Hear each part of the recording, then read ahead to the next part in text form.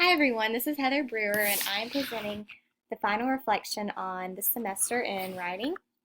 I started with the daybook as an aha moment because I feel like this is the most useful resource that I've used throughout the semester.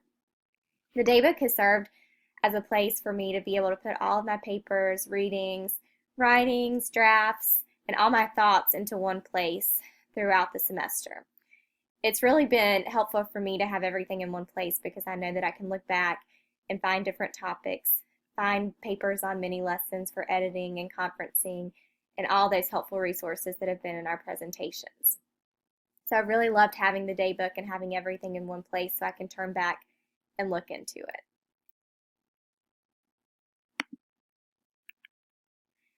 The next thing that I added to the presentation for an aha moment was setting goals for the semester.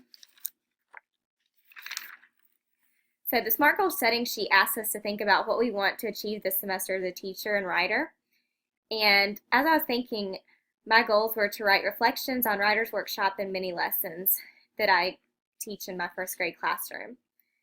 We're also asked to determine how to measure progress, how we'll achieve the goal, and to make deadlines to make sure that we achieve our goal for the semester. So setting goals for myself really helped me to keep on track with writing and reflecting because it held me accountable so that I would meet the goal. I think this assignment really was helpful to make sure that I wrote down what I wanted to achieve, and I can look back now at the end of the semester and think about how it was helpful and how I was able to reflect each week. And the daybook was the resource that I went to whenever I was able to reflect. And it's interesting to look back and find all of the different reflections that I've written about. The next moment that I wanted to talk about was reading mentor authors and mentor texts and using those to influence read alouds.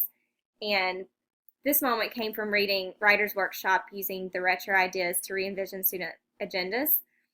And I really enjoyed reading about the mentor authors as a guide for the mini lessons. So I'm going to pull up the article that was talking about this.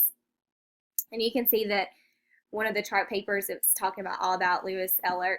And this stood out to me because it was talking about placing the emphasis on the mentor author who crafted the text and the decisions that he or she made to create the writing.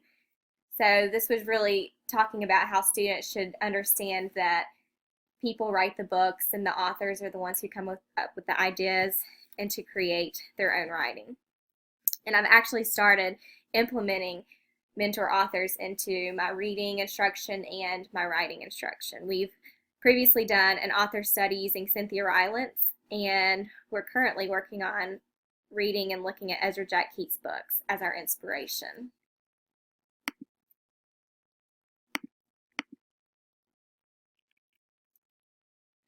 So the next project that I wanted to talk about was learning about the writing process. And I previously had instruction on going through the different stages of the process, but being able to look back and see the stages of our own writing through the multi-genre project was really helpful to be able to see how a student and a writer moves through the different processes.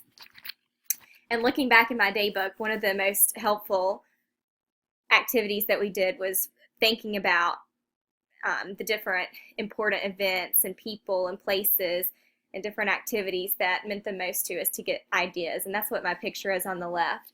It's talking about those important people and different ideas of what my multi-genre project could be about. And on the right, I put a picture of the final project because I was able to go through all of those processes when completing the project. Pre-writing, drafting, revising, editing, and publishing. And it was really inspiring to be able to go through those processes and see the finished product and be able to share that with the other people in the class and share their responses and see how we had connections with each other and how the writing influenced them and being able to read other people's writing and see how I connected with theirs.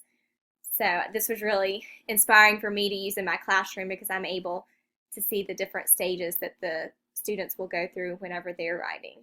And one of the things Dr. Kissel talked about was that not everyone will go through the writing process at the same speed, that some people will be in pre-writing when others will be in revising, and you have to let the students go at their own pace to what works for them.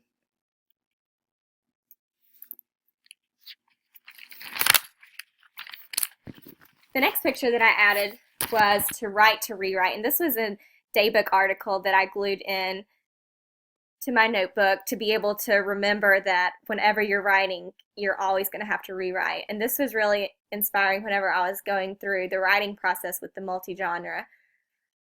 I got frustrated several times thinking about whether or not I liked what I was writing, whether or not it was exactly what I wanted to be. But looking back into this article, it says all writers write badly at first. And being able to hear that and read that from an author really helped me to realize that my project was not going to be perfect from the beginning and that it needed to go through the process to get better. The last thing that I wanted to share that was an aha moment was being able to analyze student writing. And this was one of our last assignments that we went through. And as I was analyzing the different types of writing on the website, I was thinking about how I could use this for my own classroom. I think analyzing student writing was probably one of the least amount of experience I had whenever going through the writing that my students had created and being able to see their strengths and weaknesses and what areas they needed more help with.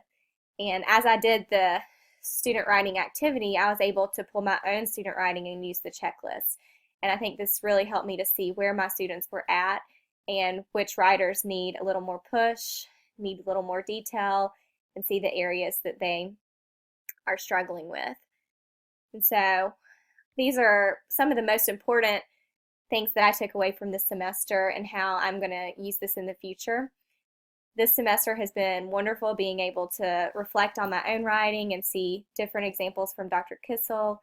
I really enjoyed being able to view all of the videos and lessons that he provided with YouTube and the PowerPoints, and I feel really comfortable with teaching writing, and I'm definitely going to use my daybook and these resources in the future.